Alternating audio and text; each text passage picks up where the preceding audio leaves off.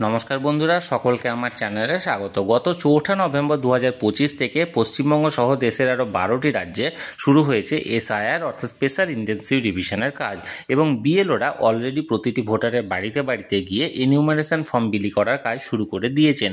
এখন এই enumeration form fill up সংক্রান্ত বিভিন্ন রকমের কনফিউশন তৈরি হয়েছে প্রতিটি ভোটারের মধ্যে। এই এনিউমারেশন ফর্ম প্রতিটি ভোটার কিভাবে ফিল আপ করবেন এবং কোন কোন তথ্য দেবেন যাতে করে সেই ভোটারকে পরবর্তী ক্ষেত্রে কোনো রকম কোনো সমস্যায় পড়তে না হয়, এবং সেই এনিউমারেশন ফর্মের সাথে কোন কোন ডকুমেন্টস ভোটার জমা দেবেন বিএলওকে, সকল কিছু নিয়ে আজকের ভিডিওতে বিস্তারিতভাবে আলোচনা করব।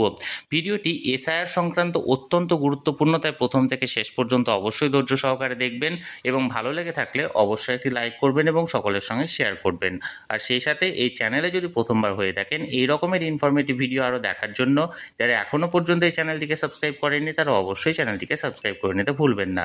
তাহলে চলুন আমরা বিস্তারিত জেনে নিই। আমি এখানে একটি এনিউমারেশন ফর্ম আপনাদের সঙ্গে শেয়ার করেছি। এখানে দেখুন ওপরে লেখা আছে ভারতের নির্বাচন কমিশন গণনার ফর্ম। তারপরে দেখুন নিচের দিকে লেখা আছে name and contact number of BLO.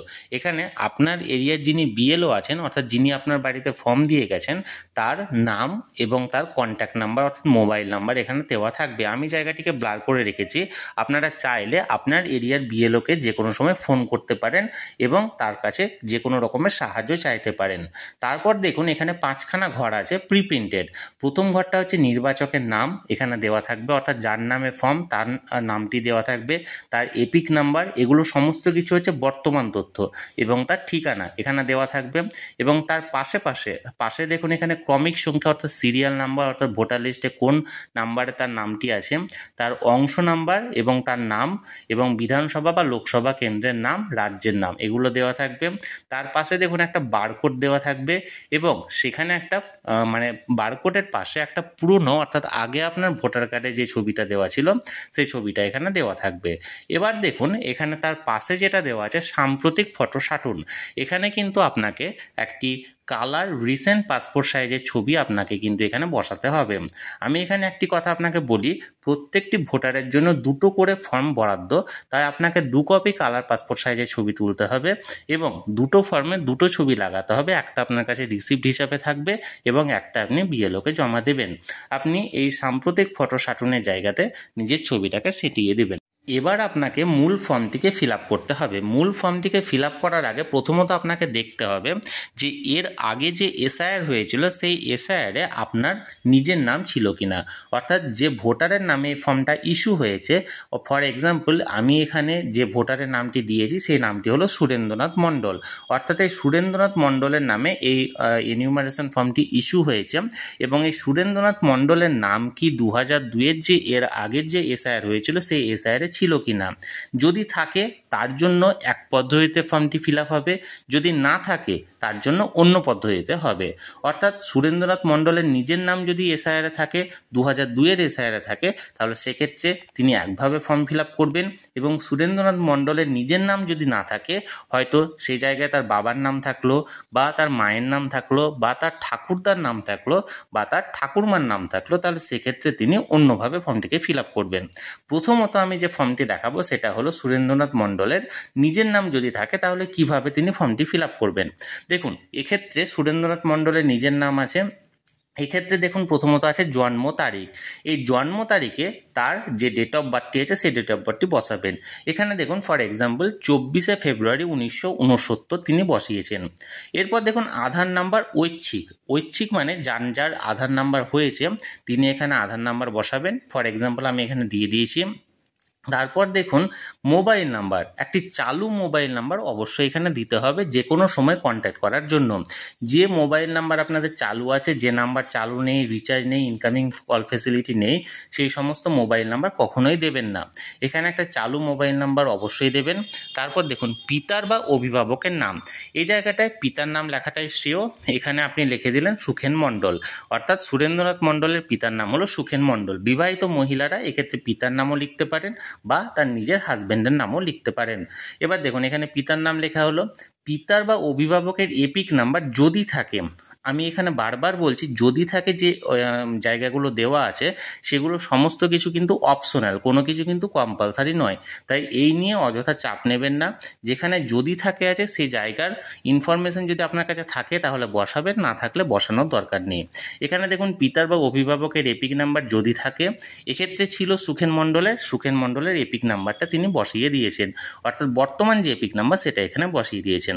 এবার দেখুন মায়ের নাম, অর্থাৎ সুরেন্দ্রনাথ মণ্ডলের মায়ের নাম এখানে শিখারানী মণ্ডল বসানো হয়েছে। এবার দেখুন মায়ের এপিক নাম্বার সেটাতেও যদি থাকে আছে, এক্ষেত্রে ছিল বসিয়েছে, আপনাদের কাছে থাকলে বসাবেন, না থাকলে বসাবেন না। এবার দেখুন স্বামী বা স্ত্রীর নাম যদি থাকে, এক্ষেত্রে বলা ভালো তিনি যদি ক্যান্ডিডেট বিবাহিত হন, অর্থাৎ মহিলা বা পুরুষ তিনি যদি বিবাহিত হন, যদি স্বামী হন তাহলে স্ত্রীর নাম বসাবেন, যদি এটা মহিলা হয়ে থাকেন নিজের স্বামীর নাম বসাবেন, আর অবিবাহিত থাকলে এই সেকশনটা এখানে ব্ল্যাঙ্ক থাকবে। এখানে তিনি বিবাহিত ছিলেন এবং তার স্ত্রীর নাম অলকা মণ্ডল বসিয়েছেন, এবং স্বামী বা স্ত্রীর এপিক নাম্বার যদি থাকে এক্ষেত্রে ছিল, এক্ষেত্রে বসানো হয়েছে, না থাকলে কোনো রকম কোনো সমস্যা নেই। আর এই যে ইনফরমেশানটি সেটা হলো 2025-এর সাপেক্ষে। এইটুকু বুঝতে আশা করি আর কোনো রকম কোনো সমস্যা থাকার কথা না। এবার আমি মূল যে বিষয়টি সেই জায়গাটাই যাব। এবার দেখুন এখানে যে নিচের দিকের অংশটা আছে সেখানে দু সাইডে দুটো ঘর আছে, একটা বাম দিকের ঘর, একটা ডান দিকের ঘর। বাম দিকের ঘরটা হচ্ছে তাদের জন্য প্রযোজ্য যাদের ক্ষেত্রে 2002-এর নিজের নাম ছিল। এর আগে আমি বলেছি যে প্রথম ক্ষেত্রে আমি যে এক্সাম্পলটা দিচ্ছি সেটা হচ্ছে সুরেন্দ্রনাথ মণ্ডলের নিজের নাম 2002-এর এসআইআরে ছিল, তাই আমি বাম দিকের ঘরটা ফিল আপ করবো এবং ডান দিকের ঘরটা এক্ষেত্রে ব্ল্যাঙ্ক রাখবো। ডান দিকের ঘরে কোনো কিছু লেখার দরকার নেই। এবার দেখুন সর্বশেষ এসআইআরে নির্বাচকের তালিকায় থাকা নির্বাচকের বিবরণটা কি। নির্বাচকের নাম নিজের নাম ছিল, তাই নিজের নামটাই আছে এখানে সুরেন্দ্রনাথ মণ্ডল। নির্বাচকের এপিক নাম্বার, অর্থাৎ 2002-এর যে লিস্টটা হয়েছে সেই লিস্টে যে এপিক নাম্বারটা আছে সেটাই বসাবেন। বর্তমান এপিক নাম্বার আর 2002-এর এপিক নাম্বার যদি ডিফারেন্ট হয় আপনি বর্তমান এপিক নাম্বারটা কখনোই বসাবেন না। পুরো তথ্যটা কিন্তু 2002-এর সাপেক্ষে এখানে বসাতে হবে। তাই এখানে যে এপিক নাম্বারটা চেয়েছে সেটা 2002-এ আপনার যে পাতায় নামটা আছে সে পাতায় নামের পাশে যে এপিক নাম্বারটা আছে সেই এপিক নাম্বারটা বসাবেন এখানে। এরপর দেখুন আত্মীয়ের নাম, অর্থাৎ ওই 2002-এর যে পাতায় সুরেন্দ্রনাথ মণ্ডল লেখা আছে যে সিরিয়ালে, সেই সুরেন্দ্রনাথ মণ্ডলের পাশে যে আত্মীয়ের নাম দেওয়া আছে এক্ষেত্রে সুখেন মণ্ডল দেওয়া আছে, সেই সুখেন মণ্ডলের নাম এখানে বসাবেন। এক্ষেত্রে অনেকে অনেক রকম ভুল করে রাখেন, নিজের সঙ্গে এখানে করেন, কিন্তু সেগুলো নয়। এক্ষেত্রে এই নিচের যে স্ট্যান্ডার্ডগুলো আছে সেগুলো সমস্ত কিছুই কিন্তু 2002-এর সাপেক্ষে। অর্থাৎ সুরেন্দ্রনাথ মণ্ডলের নিজের নাম ছিল, এক্ষেত্রে সুরেন্দ্রনাথ মণ্ডলের নিজের নামের পাশে যেটা আত্মীয়ের নাম ছিল সেই আত্মীয়ের নামটা এখানে বসাবেন। এবার সম্পর্কের ঘরে স্বামী আছে না পিতা আছে, অর্থাৎ সব কিছু কিন্তু 2002-এ সুরেন্দ্রনাথ মণ্ডলের সিরিয়ালের পাশে সুখেন মণ্ডল ছিল, ওখানে পিতা লেখা আছে না স্বামী লেখা আছে। পিতা লেখা ছিল, পিতা বসালাম। জেলা বর্ধমান, রাজ্যের নাম পশ্চিমবঙ্গ, বিধানসভা কেন্দ্রের নাম তখন যেটা ছিল আউসগ্রাম।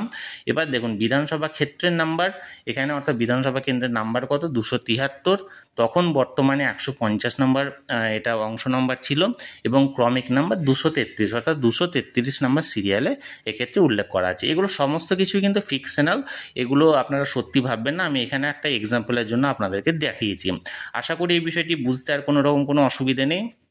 তাহলে 2002-এ যে সমস্ত ক্যান্ডিডেটের নিজের নাম আছে তারা এইভাবে ফর্মটি ফিল আপ করবেন। প্রথমত ফর্ম ফিল আপ করবেন ওপরের অংশটা, তারপরে ফর্ম ফিল আপ করবেন নিচের অংশের বাম দিকেরটা, এবং এখানে যেখানে আপনি সই করার এখানে জায়গাটা আছে দেখুন এখানে সিগনেচার করে দেবেন। এক্ষেত্রে দেওয়া আছে সুরেন্দ্রনাথ মণ্ডল, এবং যে ডেটে আপনি জমা দিয়েছেন সে ডেটটা এখানে উল্লেখ করে দেবেন। আশা করি এক্ষেত্রে বোঝার আর কোনো রকম কোনো সমস্যা নেই। এবার আমরা দেখব যদি 2002-এ সেই ক্যান্ডিডেটের নিজের নাম না থাকে, অর্থাৎ 2002-এ তার পিতার বা মাতার বা ঠাকুরদা বা ঠাকুরমার নাম ছিল, তাহলে সেক্ষেত্রে তিনি কিভাবে এই ফর্মটি ফিল আপ করবেন। এক্ষেত্রে ওই সেম ব্যক্তি অর্থাৎ সুরেন্দ্রনাথ মণ্ডলের যদি নিজের নাম না থেকে থাকে অথচ তার বাবার নাম আছে 2002-এ, তাহলে এক্ষেত্রে কিভাবে পূরণ করব আমরা সেটা দেখব। প্রথম যে অংশটা সেটা এক্ষেত্রেও সেম হবে আগের ক্ষেত্রেও যেটা ছিল, অর্থাৎ প্রথম অংশে আপনি যেভাবে ফিল আপ করেছেন এক্ষেত্রেও প্রথম অংশটা সেভাবেই ফিল আপ করবেন। এবার মূল যে টার্নিং পয়েন্ট সেটা হলো নিচের অংশে দেখুন এক্ষেত্রে 2002-এ আগের সেকশনে আমি বললাম যে যদি নিজের নাম থাকে তাহলে বাম দিকের ঘরটা ফিল আপ হবে, যেটা আমি করে দেখালাম। এবং এক্ষেত্রে যেহেতু নিজের নাম নেই সেক্ষেত্রে বাম দিকের ঘরটা ব্ল্যাঙ্ক থাকবে, কিন্তু ডান দিকের ঘরটা এখানে পূরণ করতে হবে। দেখুন ডান দিকের ঘরে প্রথমত নাম, ওই 2002-এ কার নাম অর্থাৎ কার নামের সাপেক্ষে উনি উত্তরাধিকারী হিসাবে এখানে লিঙ্কেজ করছেন। এক্ষেত্রে সুরেন্দ্রনাথ মণ্ডলের বাবার নাম আছে সুখেন মণ্ডল, এক্ষেত্রে সুখেন মণ্ডল বসালাম। এখানে এপিক নাম্বার যদি থাকে ওই সুখেন মণ্ডল যে সিরিয়ালে আছে সেই সিরিয়ালে সুখেন মণ্ডলের নামের পাশে এই এপিক নাম্বারটা পাওয়া গেছে, এটা এখানে বসিয়ে দেওয়া হলো। যদি এপিক নাম্বারের জায়গাটা ব্ল্যাঙ্ক থাকে কিচ্ছু বসানোর দরকার নেই, এখানে যদি থাকে দেওয়া আছে। এবার আত্মীয়ের নাম অর্থাৎ সুখেন মণ্ডলের ওই নামের পাশে কার নামটা দেওয়া আছে। এক্ষেত্রে অনেকে এখানে ঠাকুরদার নাম লেখেন না, এক্ষেত্রে অনেকে ভুলভাল লেখেন। এক্ষেত্রে হবে সুখেন মণ্ডলের পিতার নাম দেওয়া আছে, তাহলে ওটাই আমরা লিখব, অর্থাৎ সুখেন মণ্ডলের পিতা জিতেন মণ্ডল এখানে দেওয়া হলো। এবার সম্পর্ক কি, সুখেন মণ্ডলের সঙ্গে জিতেন মণ্ডলের সম্পর্ক হলো পিতা, এখানে পিতা বসানো হলো। এরপর জেলা বর্ধমান, রাজ্যের নাম পশ্চিমবঙ্গ, বিধানসভা কেন্দ্রের নাম আউসগ্রাম, বিধানসভা ক্ষেত্রের নাম্বার হলো 273, অংশ নাম্বার 150 এবং ক্রমিক নাম্বার 330, অর্থাৎ 330 নাম্বার সিরিয়ালে এই নামটি পাওয়া গেছে। এবার নিচে যে সিগনেচারের ঘর সেখানে সুরেন্দ্রনাথ মণ্ডল 10/11/2025, অর্থাৎ যে ডেটে আপনি জমা দিচ্ছেন সেই ডেটের এখানে ডেট উল্লেখ করে আপনি সইটা করে দেবেন। অর্থাৎ এক কথায় বলতে গেলে এখানে যে ভুলগুলো মানুষ করে থাকে সেটা হলো সম্পর্কের ঘরে এবং আত্মীয় নামের ঘরে। অর্থাৎ আপনি লিঙ্ক করছেন যার সাথে তার নাম 2002-এ যে সিরিয়ালে আছে সেই সিরিয়ালের পাশাপাশি আপনি স্ট্যান্ডারগুলো দেখুন, ওই সিরিয়ালের সাপেক্ষে যা যা তথ্য আছে সেটাই কিন্তু এখানে বসবে, আপনাকে আলাদা করে কোনো কিছু বসাতে হবে না। অর্থাৎ এক্ষেত্রে অনেকে করেন কি, এক্ষেত্রে নামটাকে নিজের নাম দেন এবং আত্মীয়ের নামে যার সঙ্গে লিঙ্কেজ করছেন সেই নামটা দেন, যেগুলো কিন্তু ভুল। আমি যে পদ্ধতিতে দেখালাম সে পদ্ধতিতে আপনারা ফিল আপ করুন, একদম 100% কারেক্ট হবে, কোনো রকম কোনো সমস্যা আপনারা পড়বেন না। তাহলে বন্ধুরা এসআইআর এর ফর্মটি আপনি কিভাবে ফিল আপ করবেন, বিশেষ করে যাদের নাম 2002-এ ছিল বা যাদের নাম 2002-এ ছিল না তারা কিভাবে এই ফর্মটি ফিল আপ করবেন সেটি আমি বিস্তারিত জানানোর চেষ্টা করলাম। আপনাদের যদি এই বিষয়ে কোনো প্রশ্ন থেকে থাকে অবশ্যই কমেন্ট করুন, আমি চেষ্টা করব আপনাদের সকলের প্রশ্নের যথাযথ উত্তর দিতে। আর এই ভিডিওটি যদি ভালো লেগে থাকে অবশ্যই একটি লাইক করুন এবং সকলের সঙ্গে শেয়ার করুন। আর সেই সাথে এই চ্যানেলে যদি প্রথমবার হয়ে থাকেন এই রকমের ইনফরমেটিভ ভিডিও আরও দেখার জন্য যারা এখনও পর্যন্ত চ্যানেলটিকে সাবস্ক্রাইব করেন তারা অবশ্যই চ্যানেলটিকে সাবস্ক্রাইব করে রাখুন। ধন্যবাদ, দেখা হচ্ছে পরের ভিডিওতে।